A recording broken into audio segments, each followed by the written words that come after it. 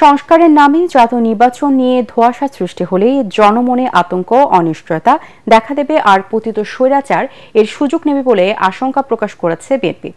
দলের মুখপাত্র রুহুল কবির রিজভী এ কথা জানিয়ে বলেন, কে রাজনৈতিক দল গঠন করবে সেদিকে নজর না দিয়ে অন্তর্বর্তী সরকারকে দ্রুততম সময়ে অবাধ সুষ্ঠু নির্বাচন নিশ্চিত করতে হবে। এদিকে বিএনপির স্থায়ী কমিটির সদস্য ডক্টর খন্দকার মোশাররফ হোসেন বলেছেন, সংস্কার গ্রহণযোগ্য টেকসই করতে হলে সবার সাথে আলোচনা করেই সিদ্ধান্ত নিতে হবে। আলাদা অনুষ্ঠানে তারা এসব কথা বলেন। মইনুল হাসানের রিপোর্ট।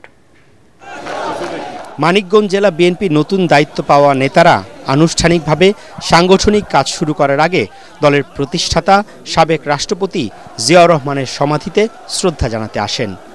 শ্রদ্ধা নিবেদনের আনুষ্ঠানিকতা শেষে দলের সিনিয়র যুগ্ম মহাসচিব রুহুল কবির রিজভী জাতীয় নির্বাচন নিয়ে জনমনে যে ধোঁয়াশা সৃষ্টি হয়েছে তা দূর করতে অন্তর্বর্তী সরকারের প্রতি আহ্বান জানান। অন্তর্বর্তীকালীন সরকারকে আমরা সমর্থন দেই, এখনো সমর্থন দেই, কিন্তু আপনার মনে রাখতে হবে আপনাদের সিদ্ধান্ত যেন গণবিরোধী না হয়।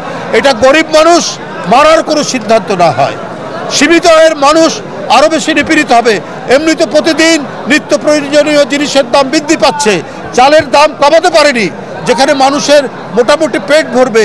গণহত্যার জন্য পতিত স্বৈরশাসকের বিচার ও আওয়ামী লীগের রাজনীতি নিষিদ্ধ করা নিয়েও দলের অবস্থান তুলে ধরেন বিএনপির এই মুখপাত্র। তারা অপরাধ করেছে এবং তাদের তো বিচার হতেই হবে, আপনারা সবাই জানি।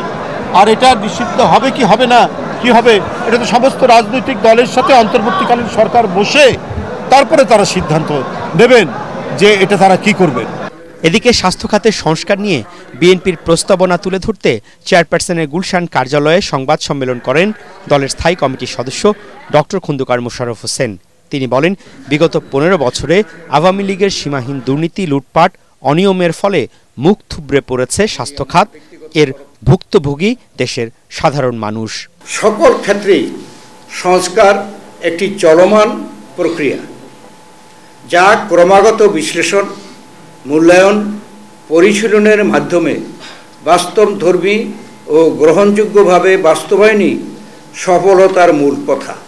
জনকল্যাণমুখী একটি রাজনৈতিক দল হিসাবে বাংলাদেশ জাতীয়তাবাদী দল বিএনপি সকলের মতামতকে পুনঃমর্যাদা প্রদানের মাধ্যমে পর্যায়ক্রমে জনগণের কল্যাণে স্বাস্থ্য সংস্কার প্রস্তাবনা বাস্তবায়নে প্রতিজ্ঞাবদ্ধ। স্বাস্থ্য খাতের উন্নয়নে স্বল্প ও দীর্ঘমেয়াদী প্রস্তাবনা তুলে ধরে ডক্টর মোশাররফ বলেন, বিএনপি রাষ্ট্র পরিচালনার দায়িত্ব পেলে তা বাস্তবায়ন করবে। কিন্তু আমরা আশা করি না যে তারা মইনুল হাসান, এটিএন বাংলা, ঢাকা।